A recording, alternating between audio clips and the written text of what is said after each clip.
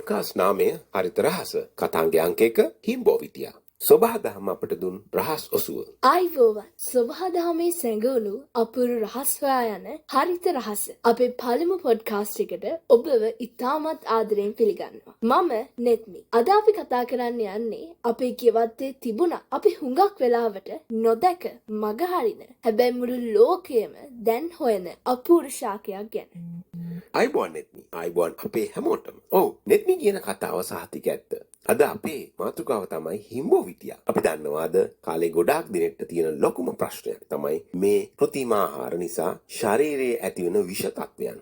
අන්න ඒ විෂ නැති කරන්න සොබාදහම අපට දීපු දිව්‍ය ඔසුවක් තමයි මේ හිම්බෝවිටියා. ඔව් ජීවක මම දැකලා තියෙනවා මේ ශාකය පාරවල් අයිනේ වගුරු බිම් අසල හරිම ලස්සනට වැවෙනවා. දම්පාට මල් නිසා මේක හරිම ආකර්ශනීයයි. හැබැයි මේකේ ඖෂධීය වටිනාකම ගැන කතා කළොත් අපේ පැරැන්නෝ මේක හැඳින්වුවේ අක්මාවට රත්තරන් වගේ ශාකයක් කියලා නේද?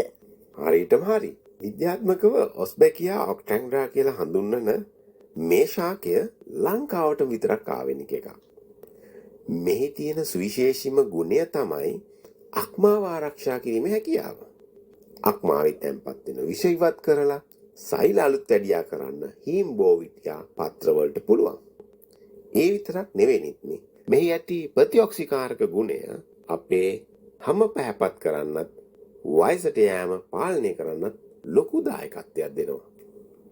ඒක නම් හරිම වටිනා තොරතුරක්. හැබැයි ජීවක ගොඩක් අය කියන්නේ මේක තිත්තයි කියලා. ඒ නිසාම දරුවෝ වගේම තරුණ පරපුර මේවා භාවිත කරන්න ටිකක් අදිමදි කරනවා. මේ වටිනා ඖෂධය අපිට අපේ දෛනික ජීවිතයට එකතු කරගන්න පුළුවන් ක්‍රම මොනවද? ඇත්තටම නෙත්මි තිත්ත රසය පිටුපස තමයි ඒ ඖෂධීය බලය තියෙන්නේ. අපිට පුළුවන් හිම්බෝවිටියා පත්‍ර දාලා ගුණදායක කොළ කැඳක් හදාගන්න. එහෙම නැත්නම් වියලි පත්‍ර තේ විදියට පානය කරන්නත් පුළුවන්. දේශීය වෛද්‍ය ක්‍රමේදී නම් පත්තු විදියට තුවාල කරන්න මේවා පාවිච්චි කරනවා. හැබැයි දැන් කාලේ හැමෝම කාර්යබහුලයිනේ. පත්‍ර සොයා ගන්න, පොටන්න, කැඳ හදන්න හැමෝන්ටම වෙලාවක් නැහැ. අන්න ඒ වගේ අයට දැන් වෙළඳ පොලේ හිම්බෝවිටියා පත්‍ර වලින් නිෂ්පාදනය කරපු ඖෂධීය කුඩු, පවුඩර්ස් සහ කරල් කැප්සූල්ස් මිලදී ගන්න පුළුවන්. මේවා භාවිතා කිරීම හරිම පහසුයි. ඒ වගේම ගුණයක් ඒ විදියටම තියෙනවා. ඒ කියන්නේ නගර බඩ ජීවත් වෙන ගෙවත්තක් නැති අයට උනත් දැන් මේ රහස් ඔසුවේ ප්‍රතිලාභ ලබන්න අවස්ථාව තියෙනවා. ඒක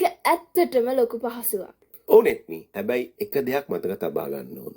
ඕනෑම ඖෂධීය දෙයක් පමණ දැන පාවිච්චි කිරීම වැදගත්. විශේෂයෙන්ම වෙනත් රෝග සඳහා දිගු කාලීනව ප්‍රතිකාර ගන්නව නම් වෛද්‍ය උපදෙස් මත මේවා පාවිච්චි කරන එක තමයි වඩාත්ම සුදුසු. බොහොම ස්තුතියි ජීවික. අද අපි ගොඩක් දේවල් ඉගෙන ගත්තා. හිම්බෝවිටියා කියන්නේ නිකම්ම වැවෙන පැලෑටියක් නෙවෙයි. ඒක අපේ සෞඛ්‍ය රැකගන්න සොබාදහම ලබා දුන්න තිලිනයක්. ඉතින් ඔබටත් පුළුවන් නම් ඔබේ ගෙවත්තේ එක හිම්බෝවිටියා පැලයක්වත් සිටුවන්න උත්සාහ කරන්න.